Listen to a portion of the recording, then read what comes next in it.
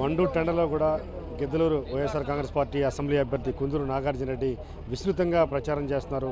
వివిధ గ్రామాల్లో ఆయన పర్యటనిస్తున్నారు. పెద్ద ఎత్తున పబ్లిక్ కూడా రెస్పాన్స్ ఉన్నట్టుగా మనకు అర్థమవుతుంది. ఆయనతో మాట్లాడే ప్రయత్నం చేద్దాం. పక్కనే ఉన్నారు. సార్ చెప్పండి, మండు టెండ పక్కపక్క మండుతుంది, పబ్లిక్ ఎట్లా రెస్పాన్స్ అవుతున్నారు? మీరైతే గట్టిగా ఎండలో తిరుగుతున్నారు, వాళ్ళు ఎలా రియాక్ట్ అవుతుంది? గిద్దలూరు నియోజకవర్గంలో దాదాపు 2 నెలల పైనే పర్యటన చేస్తూ ఉన్నాం.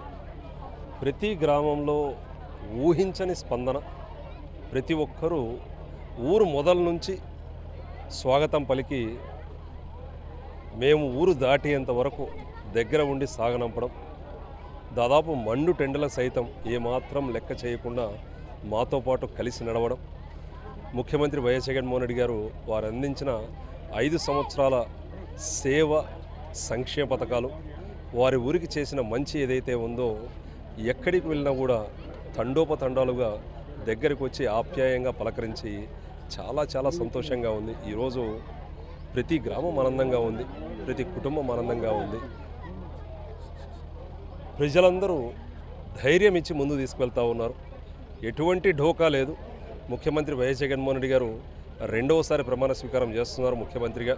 నువ్వు గెలుస్తున్నావు, ఎటువంటి ఆలోచన పెట్టుకోవద్దు, అధైర్యపడవద్దు. ప్రతి ఊర్లో బాగున్నాం, ప్రతి పల్లెలో బాగున్నాం, ప్రతి పాలెంలో బాగున్నామని భరోసా ఇచ్చి ముందుకు తీసుకెళ్తా ఉన్నారు. ప్రధానంగా మేనిఫెస్టో వచ్చిన తర్వాత పబ్లిక్ ఎలా రియాక్ట్ అయ్యారు? ఎందుకంటే గతంలో ఉన్నటువంటి స్కీమ్స్ని మరింతగా రెట్టింపు చేస్తూ మేనిఫెస్టో రిలీజ్ చేశారు ముఖ్యమంత్రి గారు. ఎలా రియాక్ట్ ఉంది? పబ్లిక్ నుంచి పాజిటివ్ రెస్పాన్స్ ఉంది. ప్రజలందరూ మేనిఫెస్టో రిలీజ్ అయిన తర్వాత చాలా చాలా ఆనందంగా ఉన్నారు. ఎందుకు అంటే